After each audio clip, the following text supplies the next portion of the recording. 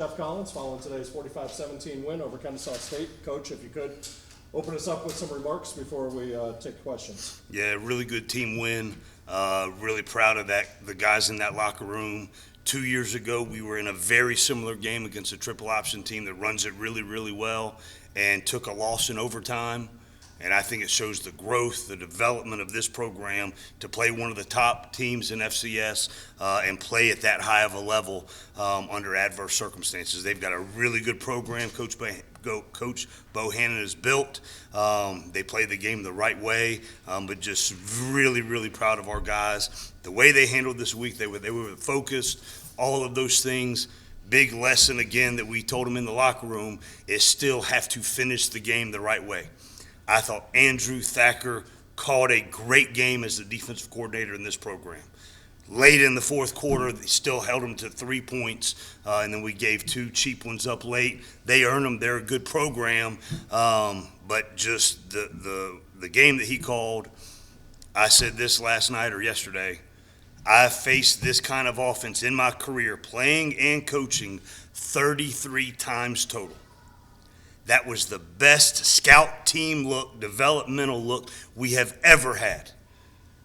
That developmental team, every single one of them should get game balls. So on Tuesday's presser, please make sure, Mike, you allot at least 4 minutes for me to read all of their names off. Because that was the reason we won. That developmental scout team look with the triple option offense, it was the best we'd ever seen. Favorite play of the day, and I heard it went viral, was Jordan Dominic causing the fumble, scoop and score. And just so we all understand, that does not happen by accident. JD, after Wednesday's practice, we were doing two defenses where he was an edge blitzer, right? First threat, all of those things, make the decision happen really fast.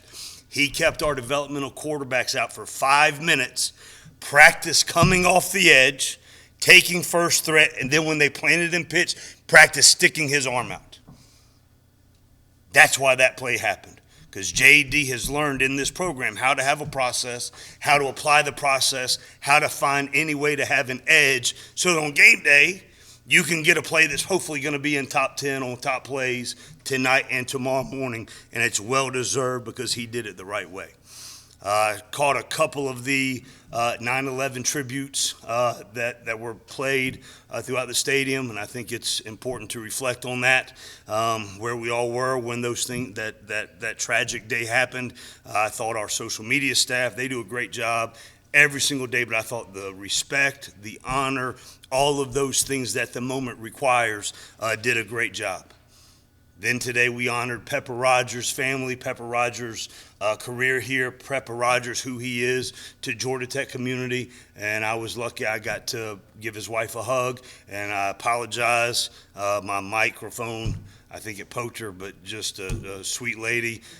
He means a lot to me. A couple of years ago in Charlottesville, Todd Stansberry introduced me to Pepper, and what a great ambassador for the game, ambassador for Georgia Tech, and means a lot to us as we've transitioned now into the program that we're building and developing. Just thoughts to his family. Thought our linebacker core played at a ridiculously high level.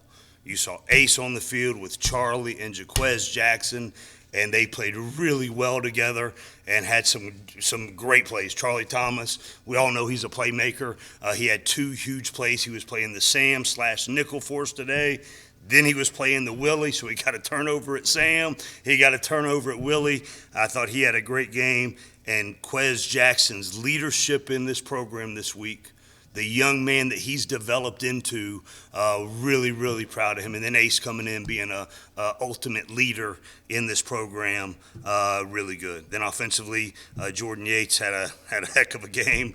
Throws for four TD passes, and I'm sure Flynn has all kind of cool stats that I won't. I'll let Mike Flynn handle that kind of stuff. But just really proud of the guys. I truly love that team that's in that locker room. I love the guys that have been here to help us build this thing. And exactly 7 days from right now, We have to go on the road for the first time this year together to play a big-time team. So the work is cut out for us. Got to put this one to bed and get ready for a big-time opponent on the road next Saturday in Death Valley. Mike. Questions, if you could, please raise your hand so we can get a microphone to you. We'll start here with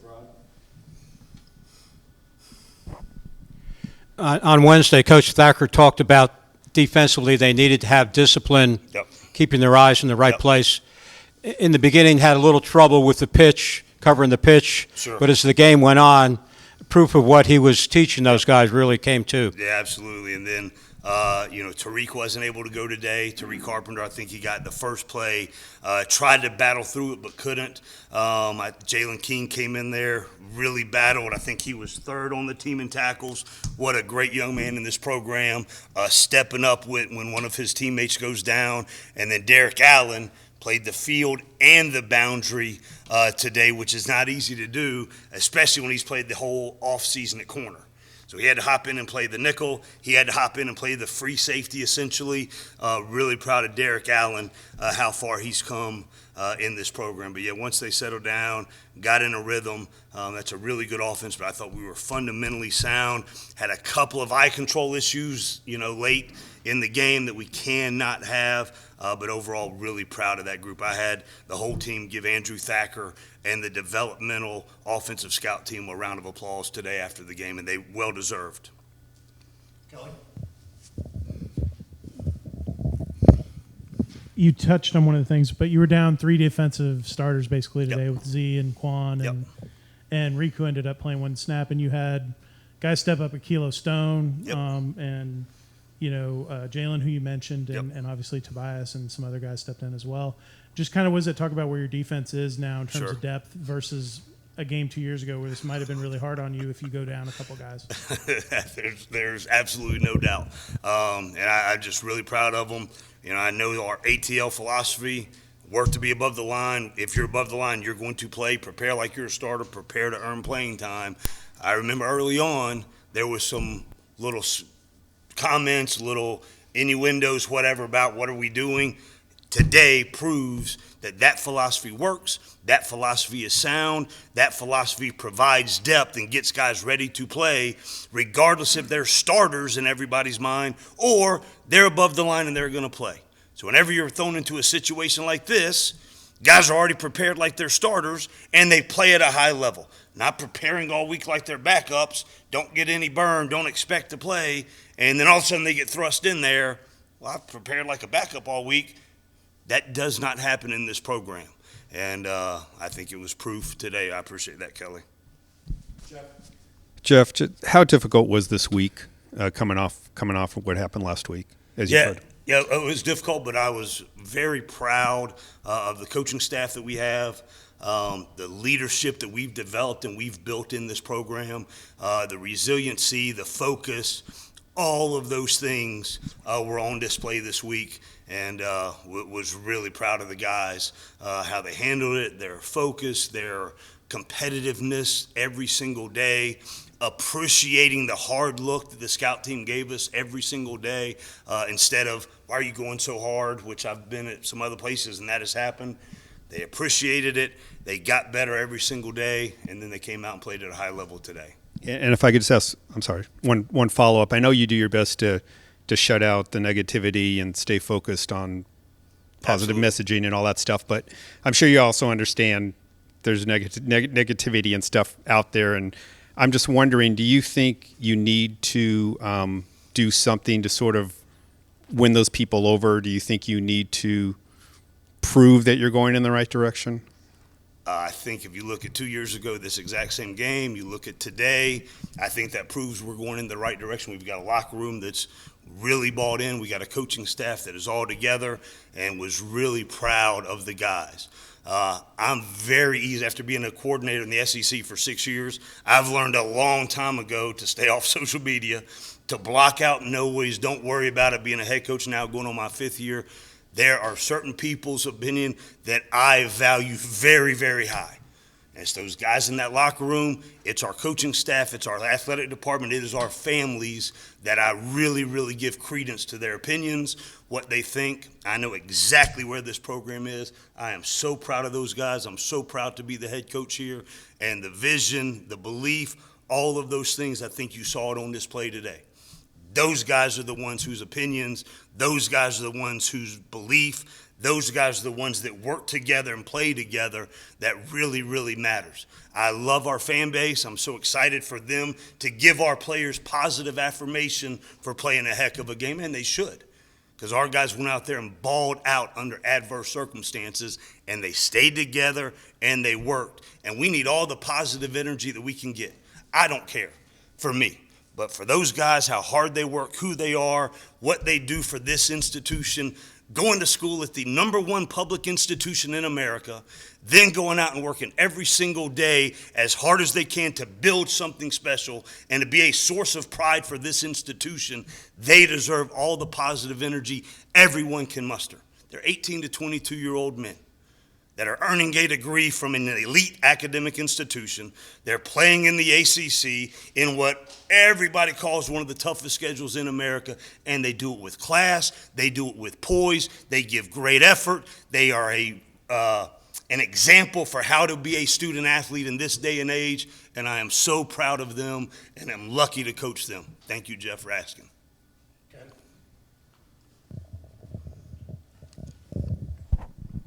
I know that Jeff Sims wasn't available Yep. for emergency situation only. Kind of how, when he's healthy, how will you manage? So I was so proud of him, how he's handled this week. He wanted to play. He wanted to go. He was living down there with Mark Smith in our athletic training room, was a source of energy, was a great teammate all throughout the week. The times that I caught his glance during the game today, just who he was with his teammates, who he was supporting Jordan Yates was awesome. We're in the locker room just then celebrating. Jeff Sims had the biggest smile on his face, and I was just really, really proud of him. His parents have raised an incredible young man. He's an incredible talent, but who he was today, who he's been this entire week, really, really proud of him. Dan? Sticking with quarterbacks, just your thoughts on the way that Jordan played today and, Yep. and just how the offense looked with him leading Yeah, leading I that thought group. Jordan did a great job. Dave Padnott, I thought he caught a heck of a game, doing the things that Jordan is really good at, and Jordan was able to put on a really good display today. A lot of weapons around him, a big physical offensive line, but just Jordan's energy, his presence, who he is in our program, who he is in our locker room, I'm really, really proud of him. So glad he got the result that he's worked really, really hard for this team to have. We've got time for a few more, so we'll go start with Rod. We'll take Kelly and Ken after. The last scoring drive, I guess Dante Smith showed, what he has become in this program and how, you could, if you have the opportunities and you can take advantage of them, something like this happens. Rod's actually sounding like me now. I'm rubbing off on Rod now. I appreciate it, Rod. That's a well-formed question, Rod. I appreciate that. But yeah, just Dante, if you watch him on kickoff, he's flying down probably 22 miles an hour today. He's the gunner on punt, getting in the returner's face, and then whenever he touches the ball, magic happens. We've been able to recruit and develop an elite running back room, and the bonds that they have in that room are really strong. But Dante, great player, and just really, really proud of him. When he touches the ball, good things happen for us. And then on special teams, he's lights out. The other one I want to mention today is Bruce Jordan Swilling.